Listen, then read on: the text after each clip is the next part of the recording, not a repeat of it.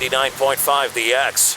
It just rocks. Hanging out backstage, day 3 of Carolina Rebellion with Sendog from Cypress Hill. How the hell are you? I'm doing good, man. How about yourself? Doing good. How you liking the weather? I'm loving it so far. Let's hope Mr. Sun don't come out until after our set. You know what I mean? But yeah, I'm digging it, man. It's great to be out here on the East Coast and enjoying the climate, you know? Yeah, it's almost a little SoCal, a little more humid than you guys usually get. Yeah, a little bit. But yeah, the temperature's about the same. Yeah, Now, how do you guys prepare for a big festival like this? You know, most of the acts out here are straight rock. You guys rock, hip hop, kind of weave in between. Yeah, you know, Cypress has always walked that fine line between, you know, hip hop and rock and metal and alternative and stuff like that. And I don't know, I think just our persistence to tour and from a very young age, right, we decided that we're going to attack all markets, including, you know, the college markets, the hip hop markets, everything. Yeah. And we made a ton of fans across the board, not realizing it. Right. You know, so when things really happened for us, we already had a fan base built up of a bunch of college kids that were the alternative scene. We had toured with Naughty by Nature and Third Base opening up for those guys. Yeah. Like securing our little spot in the hip hop scene. Right. And then the rest was, you know, when opportunity meets luck. You know, opportunity meets preparation. You get luck, right? So that's what that was, man. And I don't know. It just happens that Cypress could come in and, you know, bounce our set, you know, in heavy metal arenas, and we've been fortunate enough to, you know, go on tour and open up for bands like Metallica and Kiss and things like that. And you know, not too many hip hop bands have that ability to go and play either or, you know. Yeah. Now, talking about that dynamic sound you guys have, it very much crosses all genres. Was that something Cypress Hill planned from the beginning, or is that just how the sound evolved? No, that's just how the sound evolved. Really, when we all met as youngsters, we all had different backgrounds and musics, you know, coming up. And you know, DJ Muggs lived in New York, and he grew up listening to his uncles and that stuff, and all our different influences came in to kind of all, and it made kind of all sense for the three of our chemistry. It's kind of weird to explain, but you know, from my end, I bring a lot of heavy metal influence and you know, hardcore rocks influence and hardcore underground hip hop stuff. And you know, B-Real grew up listening to a lot of oldies and funk records, and you know, a lot of, you know, our jazz at my house through my parents, and then I don't know how it all happened, but we all just put it in there, and it just came out to be like this thing where it just appeals to a bunch of different people. Right. Well, and you guys seem to be having fun with it too. Yeah, definitely, man. I think the best things that you know, we've been able to accomplish in these 25 years is through all the adversity, the ups and the downs, right, is, you know, to remain friends, you know, and just to be able to recognize, you know, our position in music and in music history. You know, it goes to, you know, when you think of Cypress Hill, you know, you might see us here at one of these, you know, kind of written concerts, right? Right. And then later on, you might see us out with Naughty by Nature on a 25th anniversary tour type thing. You know what I mean? But it's all to the good, you know. It's hard to explain, but it is what it is. It's Cypress Hill. Yeah. Now, when you're on those different kinds of tours, like a hip hop show as opposed to a rock show, do you try to tweak the set to fit the genre you're surrounded by, or do you go straight forward with what makes sense? No. The set is always being tweaked on. It's always being worked on, changed, things being rearranged, stuff coming in and out. You know, even for this show today, we took, you know, we have 40-minute sets, so we took the bulk of our, you know, what I would say the guts of the performance. Yeah. You know, and we're gonna give you the straight goodness right here. You know, the catalog stuff people know that they want to hear, expect to hear.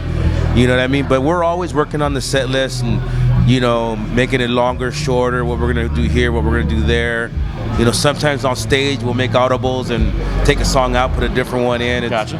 So it's always something that we're, you know, constantly fucking with, you know. So you just kind of read the situation and adapt to fit it. Yeah, correctly. Yeah. Excellent. Well, being a metal fan, as you've said you are, you know, with a big festival like this, a lot of heavy bands out there. Are any young bands that have caught your ear? Well, actually, I haven't been able to listen to a lot of new stuff. You know what I mean? Being on tour and whatnot, and focusing on tour stuff and the rest and all that stuff. You know what I mean? But you know, there's some people here that I definitely want to see, like Deftones and Disturbed. You know, we go way back with the Tones, so you know they're always great to see those guys. I love watching them perform live. Totally. You know,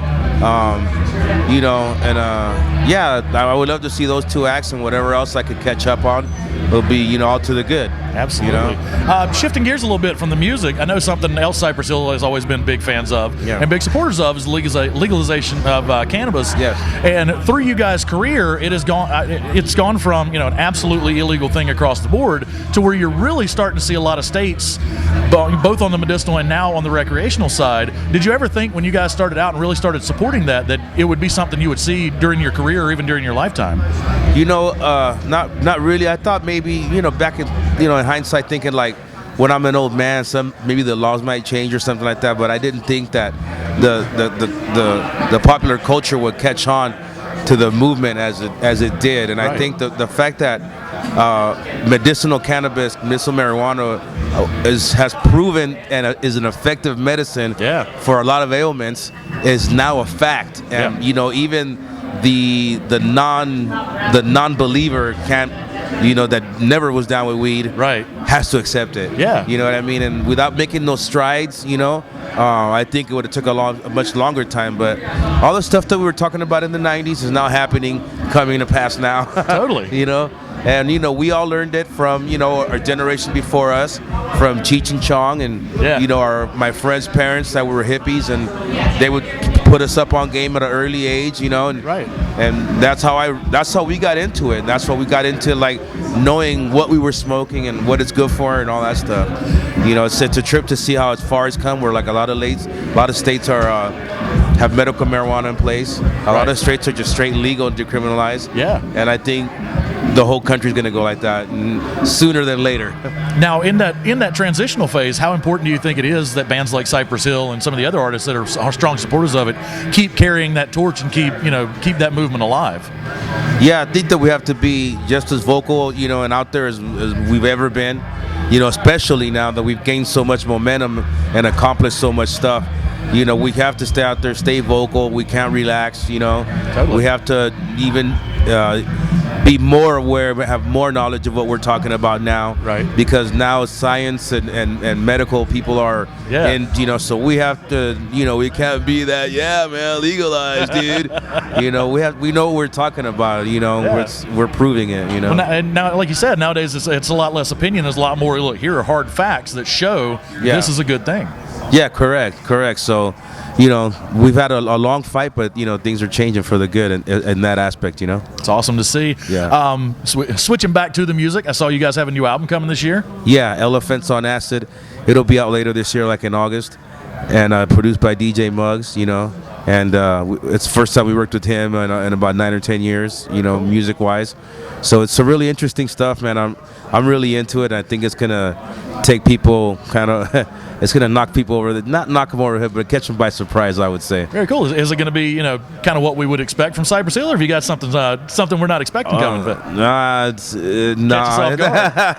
All I can say, it does have a Cypress feel to it. You know, it has the Cypress DNA in it. There you go. But it doesn't sound, you know, like anything we've done in the past, you know. Excited to hear that. Right on. Sim, we appreciate you stopping by. Can't wait to see you guys kicking ass later. And thank you. Welcome to the Carolinas. Right on. Thank you. Happy to be here, man.